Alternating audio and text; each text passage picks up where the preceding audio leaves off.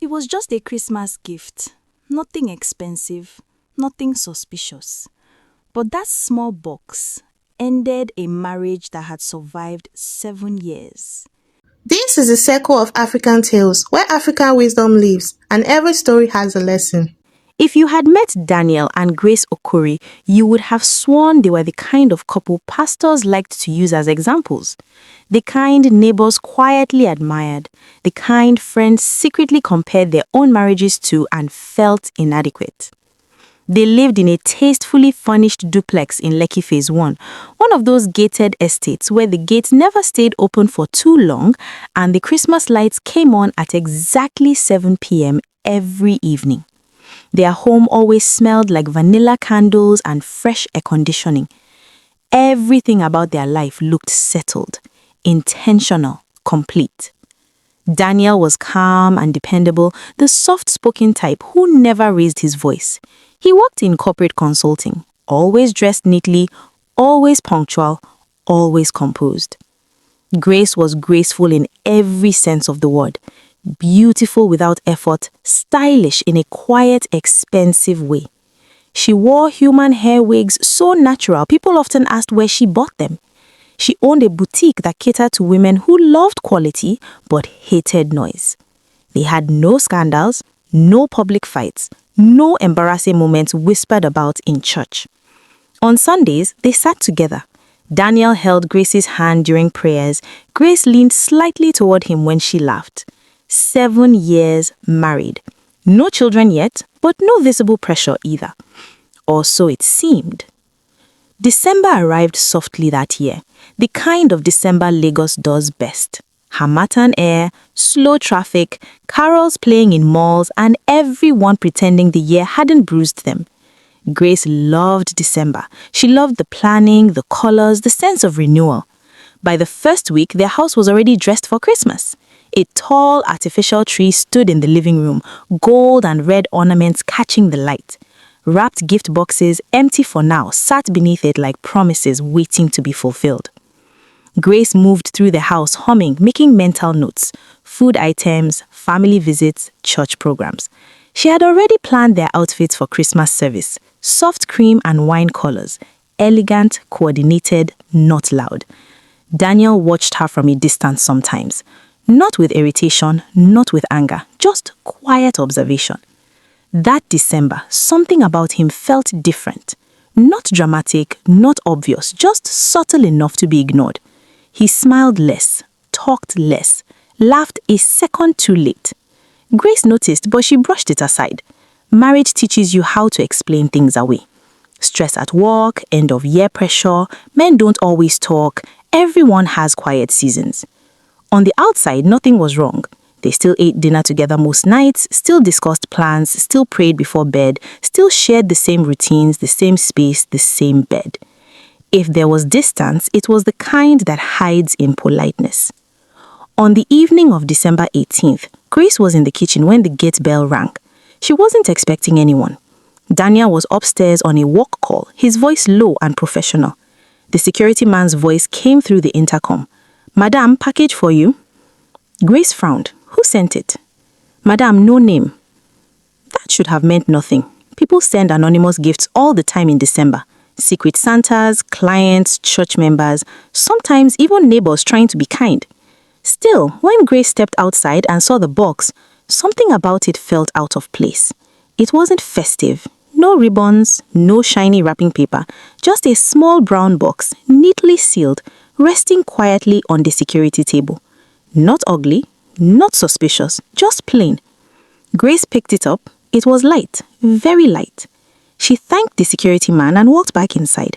Daniel came downstairs moments later, and the moment his eyes landed on the box in her hands, his body reacted before his mouth did. It was subtle but real. His shoulders stiffened. His smile froze halfway. His eyes stayed on the box a second too long. Grace noticed. "Someone sent a package," she said casually, watching his face. "Oh," Daniel replied, too quickly. "Who?" "No name." Silence slid between them. Daniel laughed, short and awkward. "Probably one of your customers." "Maybe," Grace said. She didn't open the box, not yet. She placed it gently on the dining table, right under the soft glow of the chandelier, and returned to the kitchen as if nothing had happened. But something had shifted. For the first time in 7 years, Grace felt a strange, quiet feeling settle in her chest. Not fear, not anger, just a soft, uncomfortable thought she didn't want to entertain. Why does this box feel heavy when it weighs almost nothing? Grace didn't open the box that night. She told herself she was tired, that she would deal with it in the morning. But the truth sat heavier than fatigue. She didn't like the way Daniel avoided the dining table after dinner, as if the small brown box might suddenly speak if he stayed too close to it. Dinner passed quietly. Too quietly. They talked about work, traffic, the cost of fuel, the usual safe topics that married couples use when they don't want to touch something sharp. Daniel laughed at the right places, nodded when he was supposed to, but his eyes kept drifting back to the table where the box rested. Grace noticed everything. When they went to bed, it was the same routine. Lights off, short prayer. Daniel turned to his side almost immediately, his back facing her. Grace lay awake longer than she wanted to admit, staring at the slow rotation of the ceiling fan above them. The room felt full, yet empty. Marriage teaches you how to sense danger without proof. By morning, Daniel was already dressed. No long kiss, no lingering conversation, just a quick distracted, "I'll be late today," before the sound of his car faded down the street. Grace stood by the window long after he left, watching the empty road as if answers might appear there. The house felt too quiet. She walked back to the dining area and stood over the box. It hadn't moved. It hadn't changed. Still plain, still sealed, still waiting. She touched it lightly, half expecting something to happen. Nothing did. She laughed softly at herself. "It's just a box, Grace. Don't be dramatic." But when she lifted it, she noticed something new. The tape didn't look fresh. It had been opened once, carefully, then resealed. Whoever sent it had wanted it to arrive looking untouched. Her stomach tightened. She carried it to the couch and sat down slowly, as if sudden movement might make the truth jump out. For a long moment, she did nothing. She thought about the years she and Daniel had spent together, the prayers, the sacrifices, the seasons they survived quietly without telling the world. Love doesn't usually die from explosions. It dies from unanswered questions. She picked up a scissors. The tape came off easily. Inside was another box, smaller, wrapped in white paper. No card, no name. Grace's fingers hesitated again. She unwrapped it. Inside was a men's wristwatch. Not new, not old, just familiar. Grace frowned, confusion washing over her. Daniel owned many watches. He liked watches. But this one didn't belong to their house. She knew every watch he owned. She bought most of them herself. She picked it up. Then she saw this scratch. A tiny curved mark on the back of the leather strap. A half-moon shape. Her breath caught sharply. She had seen that scratch before. Years ago, long before marriage, back when she and Daniel were still dating and everything felt uncertain and exciting, back when he once lost a watch for weeks and came home angry at himself. "This one has sentimental value," he had said then. "I can't replace it." She remembered teasing him about it, remembered how he avoided explaining why it mattered so much. Grace dropped the watch as if it burned her fingers. Her phone buzzed, a message from Daniel. "Did you open it?" Her heart skipped violently. She stared at the screen, read the message again, then typed slowly, "Yes." 3 dots appeared, disappeared, appeared again. "It's nothing. Please don't overthink it." Grace let out a short laugh, not because it was funny, but because those words landed exactly where lies usually land. It's nothing. The most dangerous sentence in a marriage. She typed back, "Why was it sent to our house?" Minutes passed. Then, someone from the past being dramatic, "I'll explain later." Later. Grace stood up and paced the living room. Her eyes drifted back to the box. Something else was inside. She hadn't checked properly. She reached in again.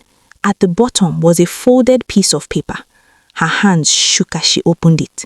No letterhead, no name, just one sentence written neatly. He promised he would tell you. Grace sat down slowly. The house looked the same. The couch she loved, the curtains she picked, the Christmas tree blinking softly in the corner. Everything was familiar. Everything felt different. Daniel came home late that night, much later than usual. Grace didn't shout, she didn't cry, she didn't accuse. She placed the watch and the note on the table between them and asked quietly, "Who sent this?" Daniel stared at the items for a long time, too long. "It's not what you think," he finally said. Grace nodded slowly. "That's exactly what you said last night." He rubbed his face, stood up, sat down again. The confidence that usually defined him was gone. "It was a long time ago," he said. "Before we married. It doesn't matter now." Grace's voice stayed calm but firm. "Then why does it feel like it just arrived today?" Silence filled the room, heavy, unforgiving. Daniel looked at her and said something that would later echo in her mind for years. "I didn't tell you because I didn't want to lose you." Something cracked inside Grace, not loudly, not violently, just deeply. Because love doesn't break at the truth, it breaks at the delay. And in that moment, Grace understood something every woman learns too late. The gift wasn't the problem, the secret was. Grace didn't respond immediately. She just stared at Daniel, trying to recognize the man she had shared a bed with for 7 years, the man she prayed with, the man who once told her, without hesitation, "I don't keep secrets from you." "I didn't want to lose you," she repeated slowly, tasting the words. "So you chose to lie?" Daniel stood up and began pacing the living room. His movements were restless, uneven, like someone trying to outrun a thought that refused to let go. "It wasn't a lie," he said. "It was just something I didn't bring up." Grace exhaled softly. "That's what lies usually sound like." He stopped pacing. "Grace, please, you're blowing this out of proportion. It's from the past." "The past has a strange way of knocking," she replied, "especially when it hasn't been dealt with." Daniel picked up the watch again, turning it over in his hands. "She sent it to cause trouble, that's all." "She?" Grace asked quietly. He froze, just for a second, but it was enough. That pause said more than any confession ever could. Grace sat back on the couch, her heart pounding, her voice steady. "So there is a she." Daniel ran a hand through his hair. "It was before you, before marriage, before everything." Grace nodded. "Then why didn't you say that from the beginning?" He hesitated, then said, "Because it wasn't just a relationship." The room seemed to shrink around them. Grace's fingers dug into the couch cushion. "What does that mean?" Daniel swallowed hard. It was complicated. Grace stood up. "Daniel, I'm not asking for poetry. I'm asking for truth." He looked at her then, really looked at her, and something shifted in his eyes. Fear. Not anger, not guilt. Fear. "She didn't send that watch because she misses me," he said slowly. "She sent it because she's angry." Angry about what? About being forgotten. Grace laughed once, sharp and humorless. "Forgotten people don't send reminders." Daniel didn't argue. Instead, he said quietly, "I told her I was married. I told her my life had moved on. And she didn't accept that?" "No." Grace walked toward the Christmas tree, staring at the lights blinking softly. Red, green, gold. The same decorations she and Daniel picked together years ago, back when honesty felt natural. "Is that all?" she asked without turning. "An angry ex?" Daniel didn't answer. "Daniel," she said again, this time turning slowly. He closed his eyes. "She has a child," he said. The words landed gently, but the damage was immediate. Grace felt the air leave her lungs. "A child?" "Yes." She took a step back. Your child? He nodded once. The room went still. Not loud, not dramatic, just still. Grace sat down carefully, as if her legs might give out. How old? 6. She blinked. 6. He nodded again. Grace did the math without trying. The timing slid into place like a blade.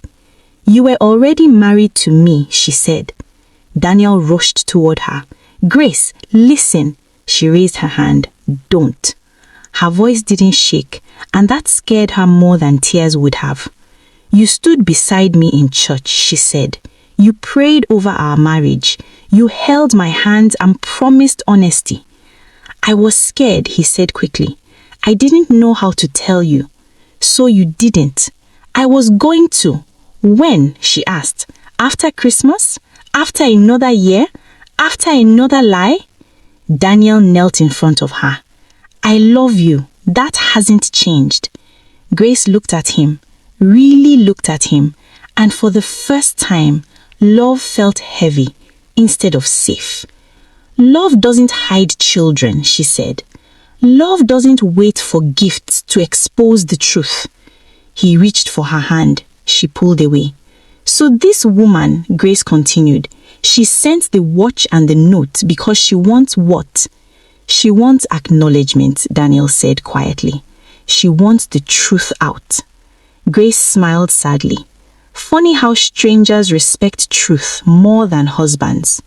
Daniel bowed his head. Outside, the night was calm.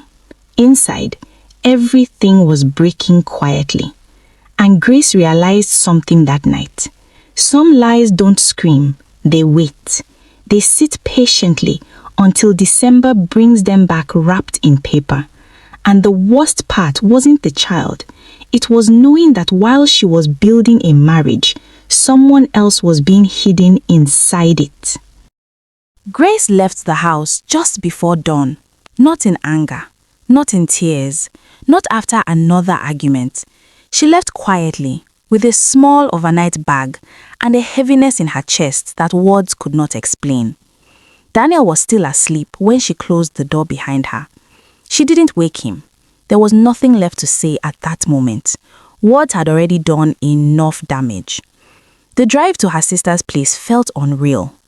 Lagos was waking up like it always did, horns blaring, buses speeding past, hawkers already shouting. Life didn't pause for broken trust. It never does. That realization hurt more than she expected.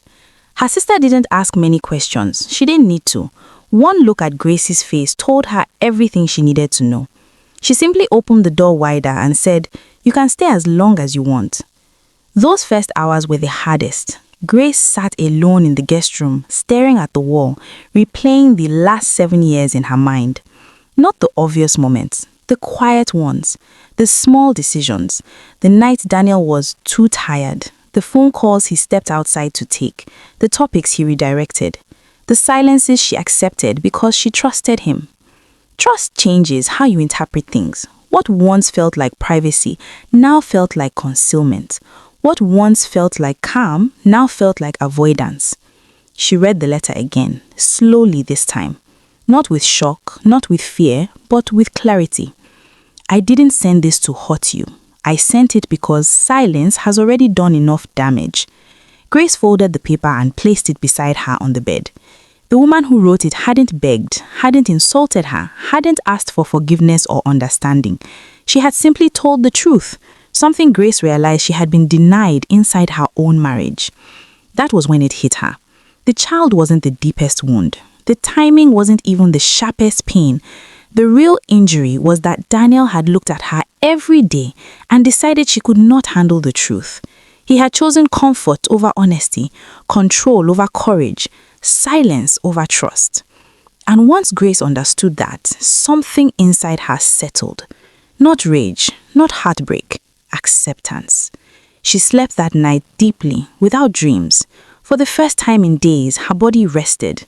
When she woke the next morning, the confusion was gone. The ache remained, but it was quieter now, focused. She took a long shower, dressed simply, and stepped outside. December air brushed against her skin, cool and dry. The same month that once filled her with excitement now felt reflective, like the year itself was asking her to be honest. Daniel called twice that day. She didn't answer, not to punish him, not to manipulate him. She just wasn't ready to hear explanations shaped by fear. She spent the day thinking not about whether she loved Daniel, but about whether love alone was enough to rebuild something that had been built on withheld truth. That night, she wrote in her journal for the first time in years, "I am not angry, I am awake." By the third day, she knew what she needed, not answers, she already had them, not apologies, they would come too easily now, not promises, she had heard those before. She needed one final conversation, not to argue, not to accuse, but to decide. So when Daniel called again that evening, Grace finally picked up. "I'm ready to listen," she said calmly, "but this time you will tell me everything, no gaps, no protection, no fear." There was silence on the other end. Then Daniel said quietly, "Okay." They agreed to meet the next day. Grace ended the call and sat still for a long moment. Whatever happened next would not be driven by emotion. It would be driven by truth. And that was the moment Grace understood something clearly. Some marriages don't collapse when secrets are revealed. They collapse when one person realizes they were never trusted enough to be told. Grace arrived home just before sunset the next day. The house looked the same. The same cream walls, the same neatly arranged furniture, the same Christmas tree still standing in the corner, ornaments untouched, lights switched off. But it no longer felt like a place waiting for celebration. It felt like a place holding its breath. Daniel was already there. He stood up when she walked in, not rushing toward her, not trying to close the distance. That alone told Grace something had changed. For the first time since everything unraveled, he wasn't trying to manage the moment. He was allowing it to exist. They sat across from each other, no touching, no rehearsed apologies, no defensive tone. Just two people facing the truth they had avoided for years. "I'll start from the beginning," Daniel said quietly. And this time he did. He spoke slowly, carefully, like someone laying fragile objects on a table, afraid they might shatter if dropped too quickly. He talked about the relationship before marriage, how careless it was, how brief, how he truly believed it had ended without consequence. He spoke about the phone call that came months after their wedding, the shock, the panic, the fear that gripped him when he realized his life had split into two versions. "I told myself silence was the lesser evil," he said. "I thought if I stayed away, if I didn't interfere, I could protect you, protect us." Grace listened without interrupting. She noticed something strange about herself. She wasn't shaking, she wasn't numb either. She was present, fully present. That surprised her. "So every year," she said calmly, "you woke up beside me and chose silence again?" Daniel nodded. "Yes. Every prayer, every church service, every conversation about honesty? Yes." Grace leaned back slightly, absorbing the weight of that. "Do you know what hurts the most?" she asked. Daniel shook his head. "It's not that you made a mistake," Grace said. "It's that you made it daily, over and over. And each time you decided I wasn't strong enough to handle the truth." Daniel's eyes filled, but he didn't cry. "I was afraid," he said again. Grace nodded slowly. "I believe you." That surprised him. He looked up sharply. "But fear," Grace continued, "does not excuse deception. And love that requires silence to survive is not love that can be trusted." The words hung between them. Daniel exhaled shakily. "So what happens now?" Grace stood up and walked toward the Christmas tree. She touched one of the ornaments lightly, then let her hand fall. "For years," she said, "peace meant keeping things calm, avoiding conflict, protecting the image of us. Now I understand something different." She turned back to face him. "Peace built on silence is not peace, it's delay." Daniel lowered his head. "I'm not walking away because of the child," Grace said. "I'm stepping back because of the secrecy. Because trust doesn't break when the truth comes out. It breaks when it's withheld." She picked up her bag. "This isn't a dramatic ending," she said softly. "There's no shouting, no hatred, but things cannot return to what they were." Daniel looked up. "Are you leaving?" "I'm choosing clarity," Grace replied. "Whether that leads to rebuilding or separation will depend on what comes next. but I will not continue in blindness." She paused at the door. "One more thing," she added. "That child deserves presence, not guilt. And I deserve honesty, not explanations after exposure." Daniel nodded slowly. For the first time, there was no argument in his eyes, just understanding. Grace stepped outside. The night air felt different, lighter, not because she was happy, but because she was no longer pretending. Weeks later, Christmas passed quietly. No matching outfits, no staged photos, no forced joy. Grace spent the day surrounded by family, laughter that wasn't curated, conversations that didn't require pretending. Daniel spent his Christmas differently too. He showed up where he should have years earlier. No speeches, no excuses, just presence. By the end of the year, their marriage hadn't exploded. It hadn't collapsed publicly. It hadn't turned into gossip. It had simply changed. Some marriages end loudly. Others transform when silence finally runs out of hiding places. Grace didn't rush forgiveness. She didn't rush decisions, but she carried one truth forward with her, clear and unshakable. Secrets don't protect marriages. They only delay the damage. The Christmas gift didn't end a marriage. It ended a lie that had been living comfortably inside one. And sometimes that ending is the beginning people never saw coming. If you are Grace, would you rebuild or walk away? Is hiding the truth the same as protecting a marriage? Do you believe timing can excuse dishonesty? And if a truth arrives late, does it still deserve forgiveness? Some marriages don't break because of hatred. They break because silence stayed too long. Every story carries a lesson, and if this one touched you in any way, let it guide your heart and inspire your journey. I hope you enjoyed this African folktale. If you did, please subscribe to this channel for more amazing, life-changing stories. Don't forget to like, share, and drop a comment. And if you want more, the next story is already waiting for you on your screen. Thank you for watching. I appreciate you. See you in the next video.